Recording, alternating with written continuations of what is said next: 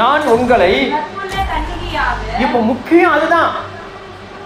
இது விஷயத்தை நீங்க நல்லா ஆழமா புரிஞ்சுக்கணும். கற்பு உள்ள கன்னிகை. இந்த விஷயம் என்னன்னா ஆவிக்குரிய ரீதியான கன்னிகையா இருக்கும். இது ஆவிக்குரிய விஷயத்துல கன்னிகை. இந்த ஆவிக்குரிய விஷயத்துல சாத்தானுக்கு இடம் கொடுத்தா கற்பை இழந்துருவீங்க. பரிசுத்தம் என்கிற கற்பை இழந்துருவீங்க. ஒரு மனிதனுக்கு கற்பு எவ்வளவு முக்கியமோ அதை விட ஒரு தேவ பிள்ளைக்கு பரிசுத்தம் என்கிற கற்பு முக்கியம். அதை இழந்துடக்கூடாது. மணவாளனுக்கு ஏற்ற மணவாட்டியாக நம்ம கற்புள்ள ஸ்திரியா இருக்கணும்.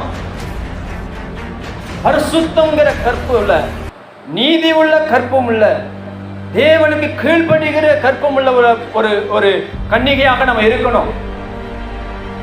மணவாளனுக்கு ஏற்ற மணவாட்டியா இருக்கணும். சரீர பிரகாரங்கிறது வேற, ஆவிக்குரிய வாழ்க்கையில கற்புள்ளவர்களா இருக்கணும். ஆவிக்குரிய விஷயத்துல கற்புள்ளவர்களா இருக்கணும். ஆவிக்குரிய காரியத்துல கற்புள்ளவர்களா இருக்கணும். ஆமென், அல்லேலூயா. மணவாளனுக்கு ஏற்ற மணவாட்டியாகிய அந்த மணவாட்டுக்குள் காணப்பட வேண்டியதா பரிசுத்தம், ஜெபம், நீதி, உண்மை, உத்தமம், தேவனுக்கு கீழ்ப்படிதல், தேவனுக்கு செவி கொடுத்தல். இது முக்கியம், இது அவசியம். ஒரு தேவ பிள்ளைக்கு இல்லைன்னா உங்கள்கிட்ட பரிசுத்தத்தை பார்க்க முடியாது, கற்பை பார்க்க முடியாது. நான் மனுஷ ரீதியான கற்பத்தை குறித்து நான் கற்பை பேசல, ஆவிக்குரிய ரீதியை நான் நம்மளுக்கு சொல்றேன்.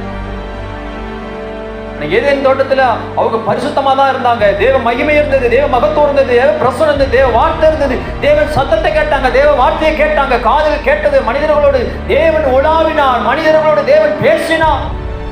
ஆனால் அவர்கள் பிசாசுக்கு இடம் கொடுக்கும் பொழுது தேவன் அவர்களை விட்டு துரத்தி விட்டார். அந்த தோட்டத்தை விட்டு துரத்திட்டார். ஏன்னா தேவன் கொடுத்த அந்த பரிசுத்தம் அவங்களுக்குள்ள காணப்படல, அந்த நீதி அவங்களுக்குள்ள காணப்படல, அந்த சத்தம் அவங்களுக்குள்ள காணப்படல. அதனால தேவன் துரத்தினார். இன்னைக்கு தேவ பிள்ளைகளுக்கு சபைக்கு வருகிற ஒவ்வொரு தாய்மாருக்கும், ஊழியக்காரனுக்கும், ஊழியக்காரிக்கும், ஊழிய சபைக்கும் பரிசுத்தம் வேணும். ஒரு சபைன்னா பரிசுத்தம்.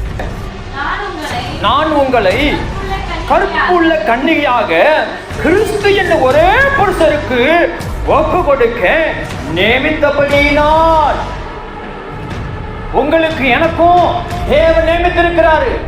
நீ என் புள்ள, நீ என்னுடைய புள்ள. நீ உலகத்துல எப்படி வேணாலும் வாழ்ந்திருக்கலாம், உலகத்துல குடிச்சிருக்கலாம், உலகத்துல பாவம் செஞ்சிருக்கலாம், உலகத்துல தீமைகளை செய்திருக்கலாம், கெட்ட வார்த்தை பேசிருக்கலாம், பொய் பேசிருக்கலாம், வெத்தலை பாக்க போட்டிருக்கலாம், சாராயத்தை குடிச்சிருக்கலாம், அசுத்தமான வாழ்க்கை வாழ்ந்திருக்கலாம், டபுளான கால்களை வார்த்தை பண்ணிருக்கலாம், என்ன வேணாலும் பண்ணிருக்கலாம். ஆனா தேவன் உன்னை முதல்ல சந்திக்கும் போது நீதான் என் மணவாட்டி என்று சொல்லி உன்னை பிரித்து எடுத்து சமுதாயத்திலிருந்து கொண்டு வந்து உன்னை சபைக்குள்ள சேர்த்து அந்த ஊழியரை வச்சு உன்னை நடத்துறார் என்று சொன்னா கர்த்தரே உன்னை நியமித்திருக்கிறார். ஏன் நியமித்தாருன்னா அவருக்கு ஏற்ற மணவாட்டியா இந்த பூமியில சபையில ஊழியத்தில் காணப்படும்படி அதான் உன்னை நியமித்திருக்கிறார். என்னை நியமித்திருக்கிறார். இந்த மணவாளன் வரும் பொழுது சுத்தமா நின்று பார்க்கணும். நம்மளுடைய பாவமே அவரை மறைக்க கூடாது, நம்முடைய அக்கிரமே அவருடைய கண்களை மறைக்க கூடாது. என் அக்கிரம சிந்தைக்காரர்களே என்னை விட்டு அகன்று போங்கள் என்று ஆண்டவர் நம்மளை பார்த்து சொல்லக்கூடாது. உண்மை உத்தமமானவர்களே நீங்கள் உங்களுக்காக ஆயத்தம் பண்ணப்பட்ட அந்த மகிமையான ஸ்தலத்துல வந்து பிரவேசிங்கள் என்று சொல்லி இந்த மணவாட்டியாக திருச்சபையை பார்த்து ஆண்டவர் பார்த்து சொல்லணும். லைக் பண்ணுங்க, கமெண்ட் பண்ணுங்க, ஷேர் பண்ணுங்க, மறக்காம சேனலுக்கு சப்ஸ்கிரைப் பண்ணுங்க, பக்கத்துல உள்ள பெல் பட்டனை கிளிக் பண்ணுங்க.